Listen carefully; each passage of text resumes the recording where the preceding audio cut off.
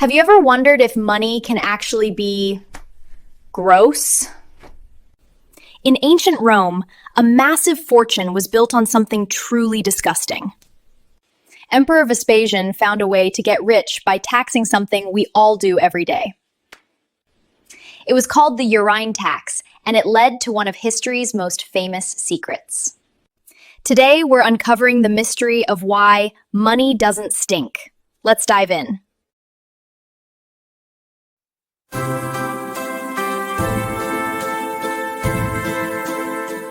Today, we are diving headfirst into one of history's most, pungent and surprisingly brilliant taxes.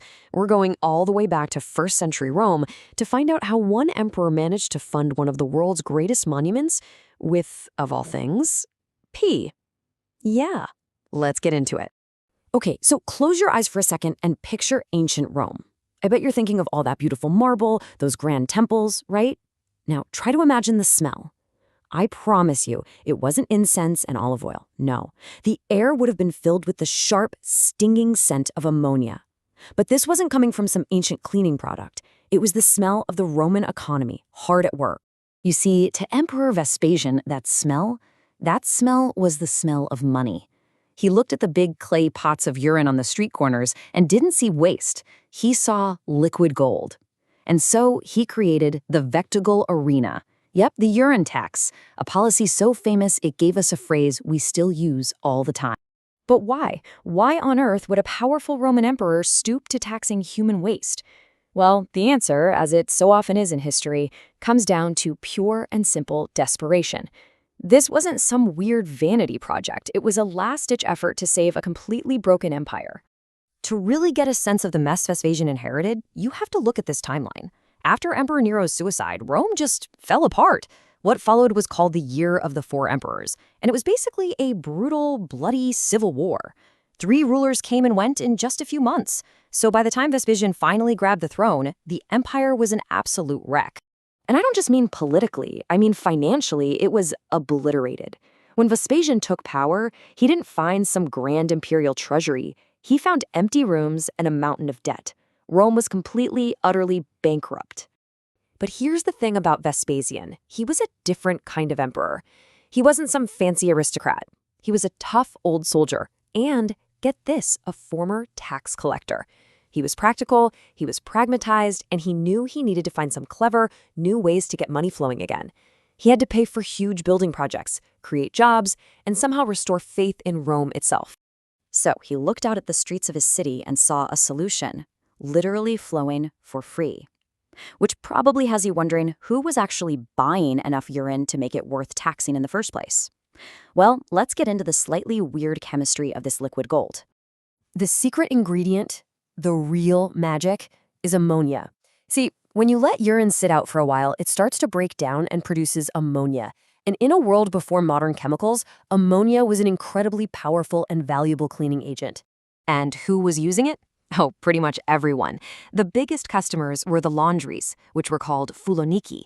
But it was also absolutely essential for tanning leather to make it soft, for fertilizing certain crops, and even, and you might want to sit down for this, as a mouthwash to whiten your teeth. Yep.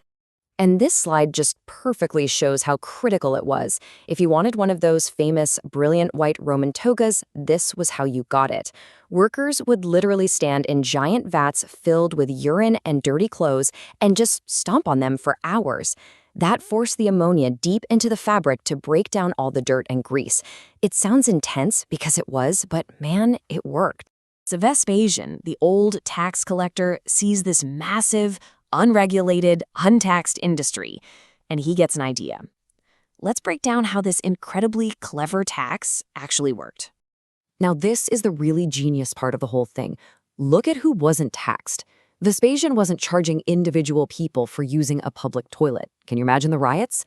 No, instead, he taxed the transaction. He taxed the businesses that collected the urine from public latrines, and then he taxed the industries like the laundries and tanneries who bought it from them. So it was brilliant on 2 different levels. It was kind of an early version of what we'd now call a green tax. It created an incentive for businesses to efficiently collect waste, which made the city of Rome cleaner. And at the exact same time, it was pouring a steady stream of cash right into the empty treasury. So, financially, the tax was a huge success. But from a public relations standpoint, oof, it was a bit of a nightmare. People thought it was disgusting, and that included someone very, very close to the emperor. According to the historians, Vespasian's own son and heir, Titus, was absolutely mortified. He went to his dad and basically said this whole thing was disgusting and undignified, that it was totally beneath the majesty of the Roman Empire to be taxing, well, pee. Vespasian, being the pragmatist he was, didn't launch into a big speech about economics. His response was much simpler and way more powerful. He just took one of the first gold coins that came in from the new tax and held it right up to his son's nose. "Does it smell?" he asked his son. And when Titus said no, of course not, Vespasian dropped the legendary line, "And yet it comes from urine. Pecunia non olet. Money does not smell. It doesn't matter where it came from. Once it's cold, hard cash, its value is the same." And with that simple, powerful philosophy, Vespasian got to work rebuilding Rome. That so-called dirty money, along with his other practical taxes, stabilized the entire Roman economy and kicked off an incredible era of construction. This new, steady income from everyday business, even the business of waste, provided the financial backbone for projects that would go on to define the Roman Empire for centuries. Including this one, the Colosseum. Now, while the initial money to start building came from the spoils of war, it was the continuous, reliable revenue from taxes, just like the Victual Urine, that kept the empire's finances stable and allowed this absolute wonder of the world to actually be completed.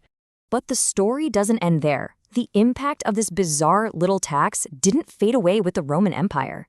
In fact, you can still hear the echoes of Vespasian's policy in the languages we speak today. Okay, get this. To this day in Italy, a public urinal is called a Vespasiano. And in France, those old-fashioned green street urinals were known as Vespasiens. The emperor's name is now literally the word for the very thing he so famously taxed. How incredible is that? Vespasian went on to rule for 10 very successful years, and he left the empire so much better than he found it. And he never lost that dry, pragmatic sense of humor, not even on his deathbed. He was reportedly joking about the Roman tradition of making emperors into gods, saying, "Oh dear, I think I'm becoming a god." In the end, Vespasian's story is just this perfect lesson in pragmatism. He wasn't afraid to get his hands dirty, literally, to get the job done. He proved that great empires are built just as much on the mundane as they are on the magnificent. And it leaves you with a really fascinating question, doesn't it? What are we overlooking today just because we've decided to label it as waste? In the end, Vespasian's pragmatism saved the Roman treasury from total collapse. He proved that in the world of politics, the ends often justify the smelly means. Even today, his name lives on in the street-side urinals of France and Italy. If you found this slice of history fascinating, hit that like button and subscribe. What's the strangest modern tax you've heard of? Let us know in the comments. Thanks for watching. Stay curious, and we'll see you in the next deep dive.